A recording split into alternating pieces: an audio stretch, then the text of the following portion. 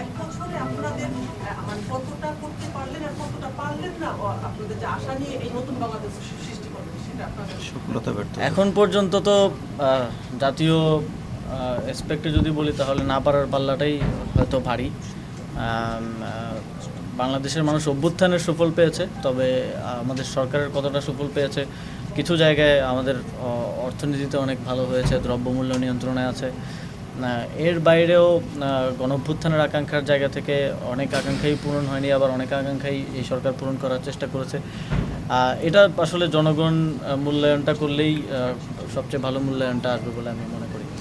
এনসিবির পক্ষ থেকে একটি আপনি নিশ্চয়ই অবগত রয়েছেন, একজন তার নিজস্ব বক্তব্যে চাঁদাবাজির ঘটনায় আপনার নাম জড়িয়েছে, এই বিষয়ে আপনারা আসলে প্রথমত হচ্ছে এই বিষয়টা এখনও তদন্ত চলছে, যেহেতু ইনভেস্টিগেশন চলছে, এটা নিয়ে মন্তব্য করাটা উচিত না। তারপর যেহেতু আমার নাম স্পেসিফিকলি সেখানে এসেছে এবং এই নামটা আসার পর আমি একরকম অবাকই হই।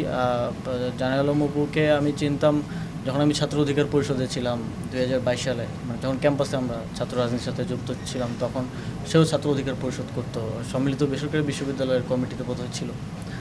তখন চিনতাম, কিন্তু গত 2024 সালের 5ই আগস্টের পরে তার সাথে আমার কখনো কথা বা দেখা হয়নি। এবং এই ধরনের একটা ক্লেম আসার পরে তারপরে আমরা আবার আরেক জায়গা থেকে জানতে পারলাম, আজকেও কিছুক্ষণ আগেও আমি ক্যাবিনেট থেকে বের হয়ে দেখলাম যে একজন সংবাদ সম্মেলন করেছেন, তার স্ত্রী পরিচয়।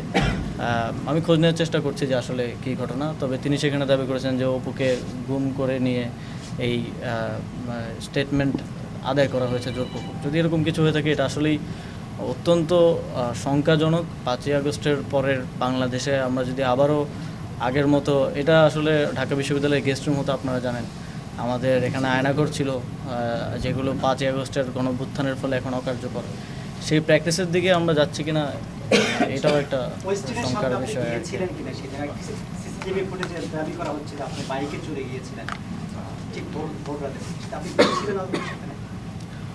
আমি মাঝে মধ্যেই আমার রাতে যখন কাজ শেষ হয়, প্রায় কখনো কখনো ভোর হয়ে যায়, আমি রাতে খাওয়া দাওয়া, ওই সময় বাসায় আসলে খাওয়া দাওয়া দেওয়ার মতো কেউ থাকে না খাবার। তো আমি মাঝে মধ্যে বেশিরভাগ সময় যাই 300 ফিটের নীলা মার্কেট বলে একটা জায়গা আছে, আপনারা জানেন, ওইখানে হাঁসের মাংস খুব ভালো পাওয়া যায়। তো ওইখানে হয়তো যাই 4-5 জন মিলে। তো আবার মাঝে মধ্যে ওইটা আবার বেশি ভোর হয়ে গেলে বন্ধ থাকে, তখন ওইদিকে ওয়েস্টার্নে যাওয়া হয়। তবে এক্স্যাক্ট ওই দিন আমি গিয়েছিলাম কিনা বা সেখানে ছিলাম কিনা, এটা আমার সিসিটিভি ফুটেজে যেটা দেখা যাচ্ছে সেটা কি আপনি কি না মোটরসাইকেলে একজন যাচ্ছে সাদাই পরে? এখন দেখেন, সিসিটিভি ফুটেজে হেলমেট পরা যে কাউকে যদি আমাকে বলে দাবি করা হয়, এটা কতটুকু আসলে বিশ্বাসযোগ্য বা কতটুকু, আমি এই বিষয়ে আর বেশি কিছু বলতে চাই না, কারণ এটা তদন্তের অধীনে একটা বিষয়, যেহেতু তারপরে অনেক কিছু বললাম, কারণ আমার বিষয়ে যেহেতু এলিগেশন আসছে, আমি সেজন্য বললাম আর কি। ওকে, হ্যাঁ, এর সাথে ভাই আমার কোনো ধরনের সম্পৃক্ততা নাই, এবং আমার মনে হয় না এখনও কেউ এরকম কোনো প্রমাণ দিতে পেরেছেন আমার সম্পৃক্ততা আছে। বরং আরও যার সাক্ষাৎকার নেওয়া হয়েছে, এই সাক্ষাৎকারটা একজন রাজনৈতিক নেতার বাসায় একজনকে জোরপূর্বক নেওয়া হয়েছে বলে যে অভিযোগ এসেছে, এটাও অত্যন্ত গুরুতর একটা অভিযোগ, এবং সেটা পরিবারের দিক থেকে এসেছে, যথেষ্ট রিলায়েবলও এখন পর্যন্ত মনে হচ্ছে।